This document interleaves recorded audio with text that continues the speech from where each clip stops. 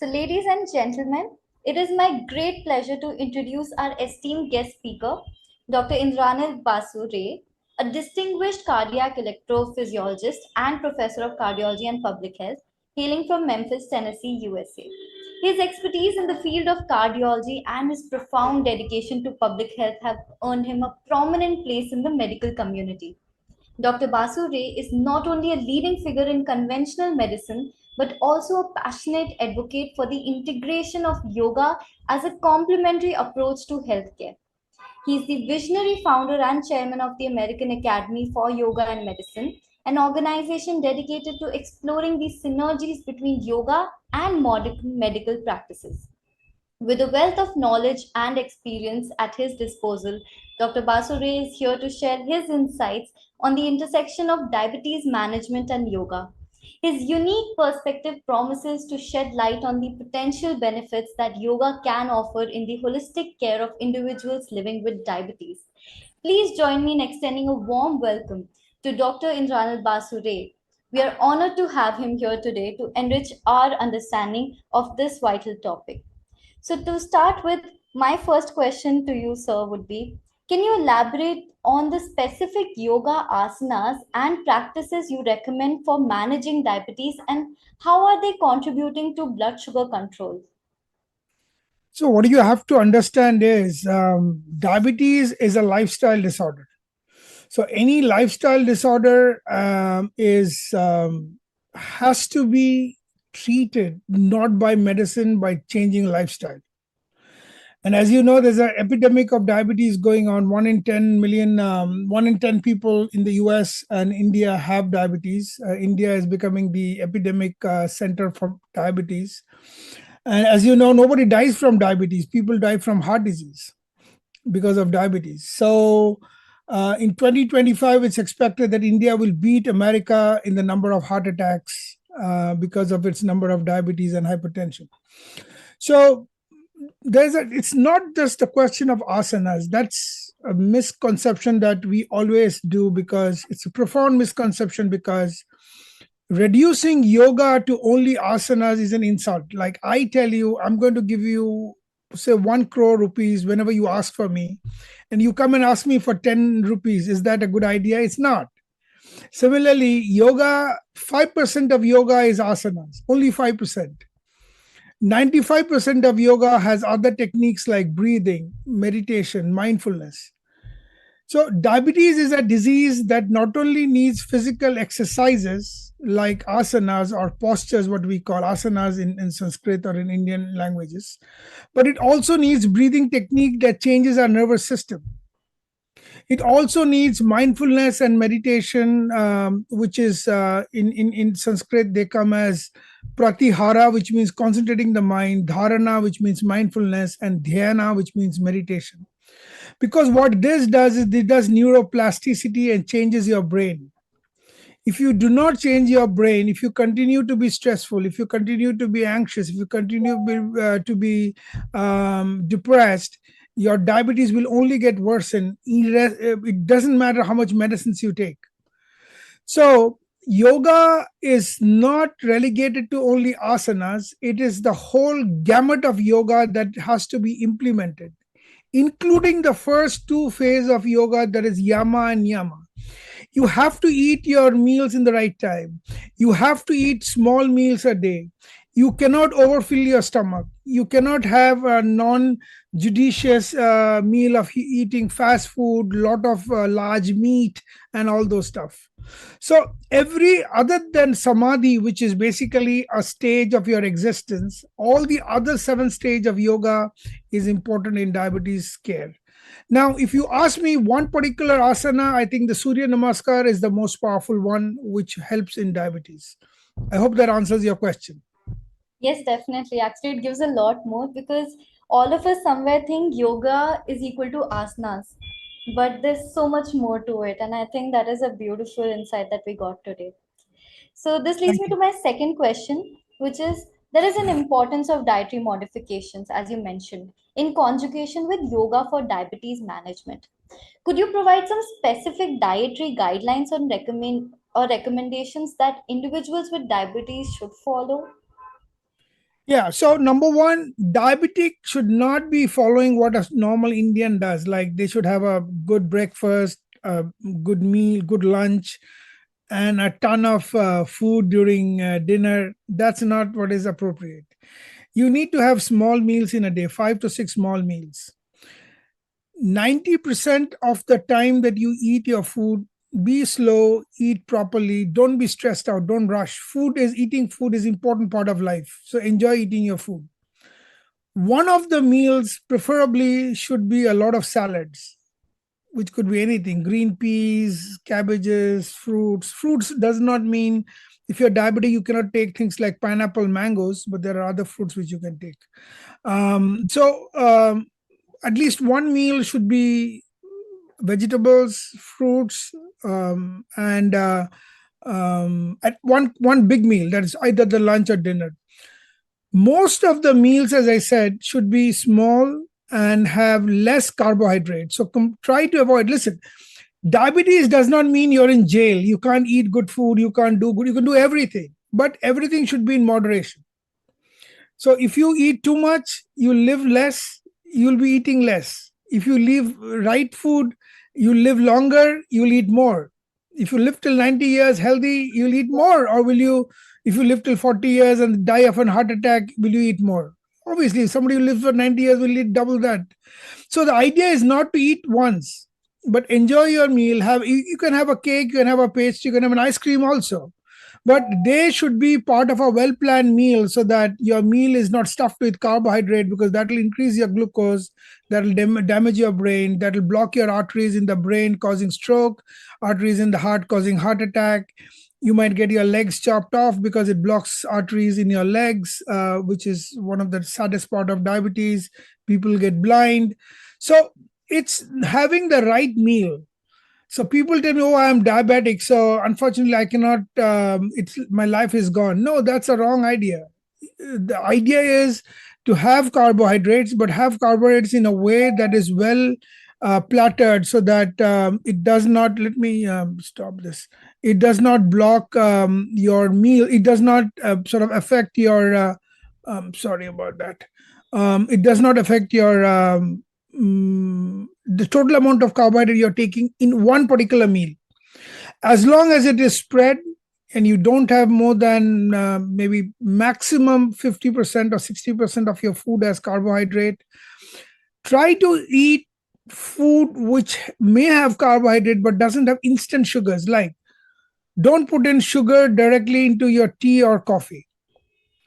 You can try replacing normal tea or coffee sugars without having sugars, or put in raw sugars.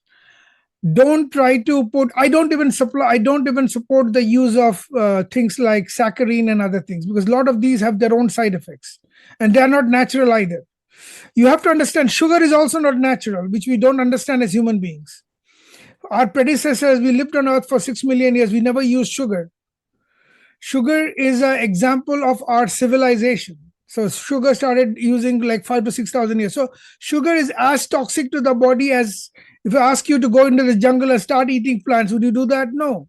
So sugar is as bad as that. But we don't take things like that because our training is wrong. I mean, people don't tell us what the truth is. So either you don't take sugar, or but I strongly oppose taking any other things, like whether it is, I mean, some people say stevia is the best among those, but still saccharin and a bunch of other things is known to cause cancer in lower animals. So I would not take anything. I'd either take nothing, or have sugar in a form that is not easily dissolvable in your food. Yes, I totally agree. Moderation is the key, and I think it holds true for everything in life. Moderation is the key. And I think the Correct. sweetest thing one can tell a diabetic person is that every 2 hours you can eat something. But again, not a whole meal, something very minimal. Correct. Yes. So that leads me to my next question, which is how do you address concerns about the potential side effects of diabetes medications in your approach to managing the condition through lifestyle changes and yoga? So you have to understand the basic premise that every drug is a poison. It's only a drug to you because the risk and benefit ratio makes benefit more than the risk. That doesn't mean the drug is not a poison. If the drug is not good for me, so it's a poison for me. It's good for you because you have a disease where the benefit of the drug is more than the risk. Similarly, in everything that you do life, you cross the road. Can you die from it? Absolutely. You might get run down by a car. Do you stop crossing road? No. Similarly, drugs needs to be taken to control diabetes until you can change your lifestyle enough so the drug can be progressively reduced or completely eliminated. Now, as far as side effect, every drug has a side effect. You open up their literature, you'll see a side effect. A lot of people are on tons of insulin. Some people do need insulin because they don't have insulin in their blood. But what you have to understand is people with type 2 diabetes, which has 600 million sufferers all over the world, 600 million, almost 70, 80 million in India itself, Southeast Asia. These people don't have a deficiency of insulin. They have either normal or extra insulin. If you're not diabetic and if I'm diabetic, I will have more insulin than what you have. But still, I'm diabetic. Why? Because the insulin is non functional. And the way to make that insulin functional is by increasing your muscle. So, doing exercise, doing physical activities, swimming, yoga, asanas, pilates, I don't care. Whatever you want to do, cycling, do it. Third is decreasing obesity. Fat blocks insulin from working. So, you have to decrease fat completely. So, all these things are important to do if you want to control your diabetes. Drugs is very important initially because you need to keep your things in control till you can change your lifestyle. You can take a drug you can take a pill in 2 seconds. You can't change lifestyle in 2 seconds. It might take months. So, for example, we do talks and workshops on diabetes. But other than giving talks, we do workshops. Like we are having a set of 3 workshops on diabetes where we'll actually physically show how you can change your lifestyle. It'll be in the first 3 weeks of December. Because it's easy for me to give lecture, but it's difficult for people to change their lifestyle if I don't physically show them, oh, this is how you do it. Does that make sense? Yes. So it is actually see, all my theory, all my knowledge, all the books you see behind me are useless if my patients don't take it. So me giving lecture doesn't matter. People have to take this in their life and follow it on their day-to-day basis to get themselves better. So that's where it comes. So what I tell people is, no, don't stop drug. Continue to take your medication. Start your lifestyle changes today.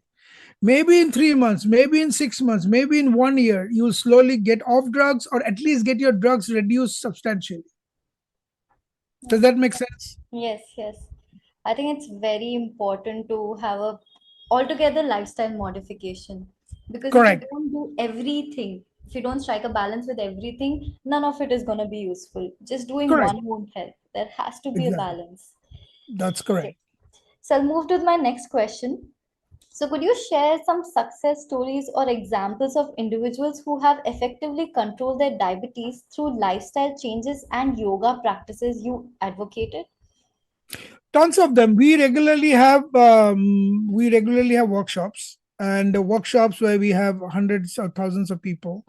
I have given lectures in multiple places. We wrote the world's first book. Actually, it's for physicians. I don't know if you have seen it. This is the world's first book. It's available in India too. This is written by 80 physicians from all over the world, including from Harvard, Emory, all Indian top institutes, including PJ Chandigarh, AIMS, Delhi, NIMHANS, Bangalore.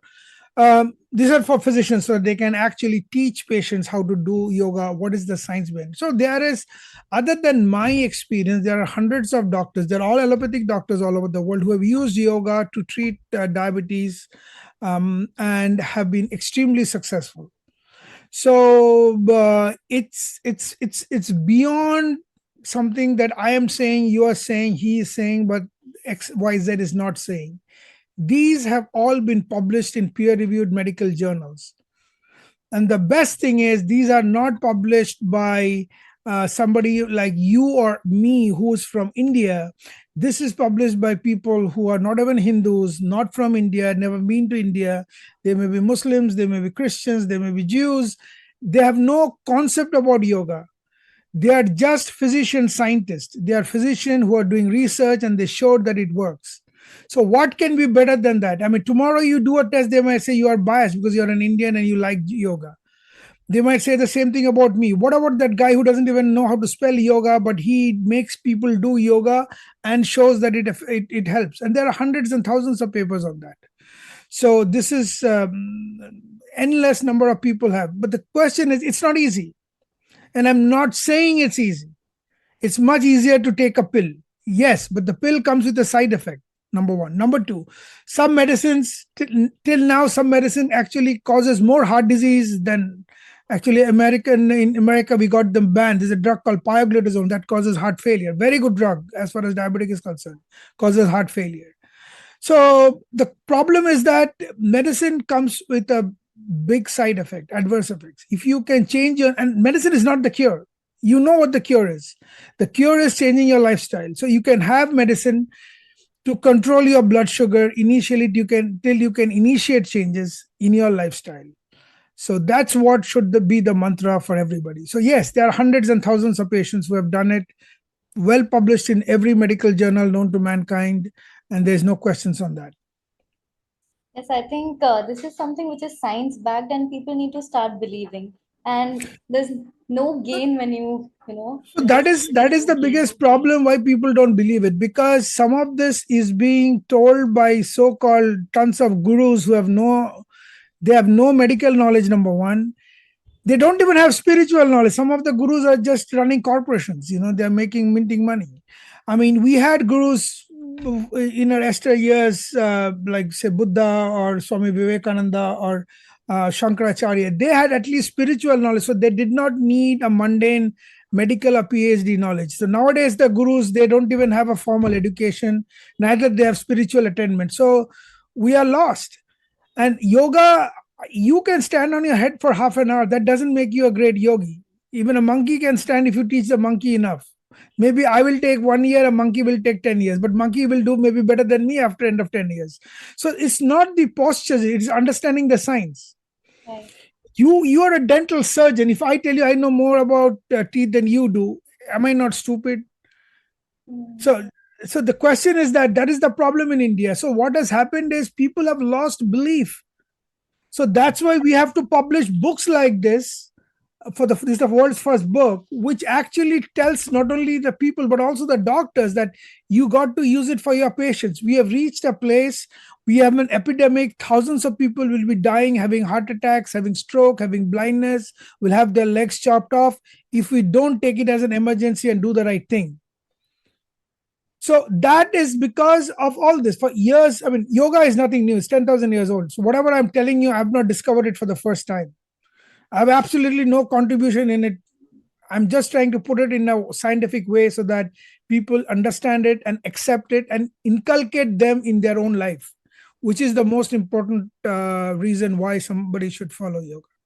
Definitely, we have to inculcate. Without it, there's nothing that we can do. So, this Absolutely. leads me to my last question. Can you emphasize the importance of incorporating mindfulness and meditation as part of the yoga practice for diabetes management? And how do these components contribute to overall well being and blood sugar control? Right. So one of the biggest stress, as you know, is an independent risk factor for heart disease, having heart attacks. And diabetes, stress plays a big role in diabetes also. And as I just told you, nobody dies from diabetes. People die from most common cause of death in diabetic patients is heart disease and other mortalities and morbidities. But the most common cause is heart disease. They're also at an increased risk of getting cancers also. So so when you have mindfulness, when you do meditation, what happens? You can change your brain. So in 4 to 6 weeks, you can completely change your brain. So if your brain is stressful, if your brain is anxious, if you have depression, you can change it by practicing mindfulness, and that's what we teach: different breathing techniques, different ways to do mindful, different ways of meditation, so that the mind can be completely conquered. Because if you do not conquer your stress, you can eat as much drugs as possible, but that will take you nowhere. because it's the brain which is driving the diabetes. Your brain releases dangerous chemicals like interleukin 6, TNF alpha, that causes your heart to go fast. That releases a bunch of chemicals called catecholamines in your blood, and those catecholamines are destructive. They are anti-insulin. So we have to first change your brain and your habit. If you're an overeating guy who always overeats, so we need to stop that. Now we know hypothalamus controls that. There are newer hormones have been discovered like leptin, which plays an important role in that. And all of these can be brought under control if you practice and can change your year through meditation and mindfulness. So this is the core thing, neuroplasticity. The other important thing to understand is a lot of diabetic patients in the US or in the Western countries. In India, we have started seeing this now because in India, people die when they're 60, 70 years old. Nobody lives till 80, 85, 90. But now more and more people in India are living longer, and we are finding that dementia. So in America, maybe 30, 35% of population languish in nursing homes because they don't know their name, they don't know who their son or daughter is, they don't know where they live, completely demented. So we know by practice of meditation, you can actually increase the size of your brain. You will never ever have dementia. So all these work together and plays a role. So stress control through mindfulness, number one, concentration, which is pratyahara, mindfulness, which is dharana, and meditation, which is dhyana, is extremely important. So you got to change the root cause. The root cause is you yourself and your brain. Once we change that, the rest gets changed easily. Your diet gets better, your doing exercise gets better, everything changes.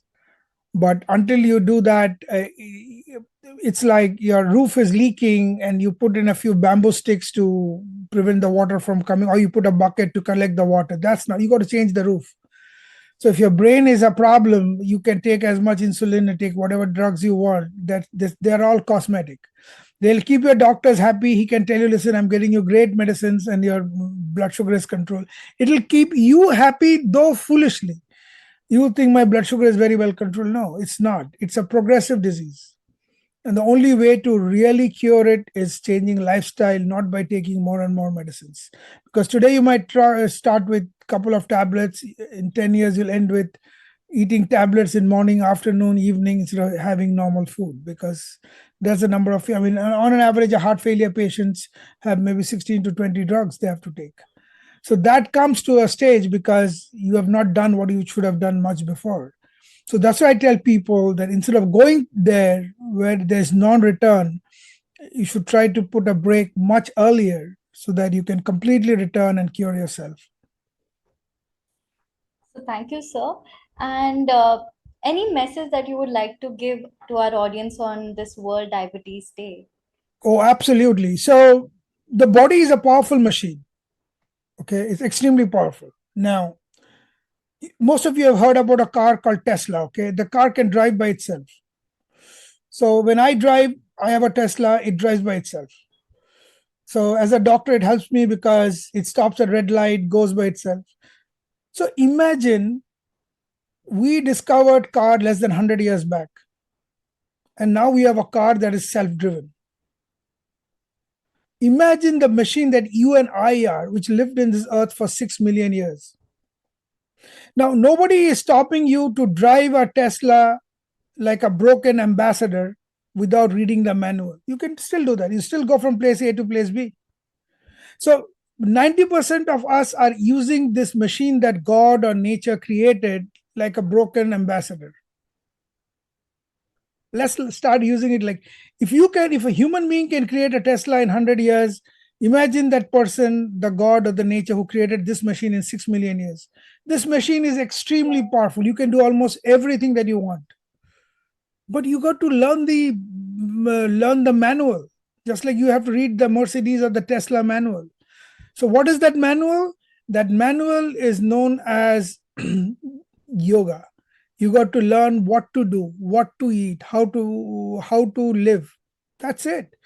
There's You don't need any drugs, you don't need to go to a doctor regularly, you don't need to spend half of your income staying in hospitals and paying other people money for that. You live a healthy, happy life and enjoy your life to the fullest. Yes, sir. So thank you so much. On behalf of Medindia, I thank you for sharing some beautiful insights on diabetes and how yoga plays such a key role, because lifestyle modification is a very important factor. We keep telling our patients have some lifestyle modifications, but we don't really specify. And the fact that even I didn't know that yoga is not just asanas but also an amalgam of a lot of things, that itself is a beautiful thing that I learned today. So thank you so much It for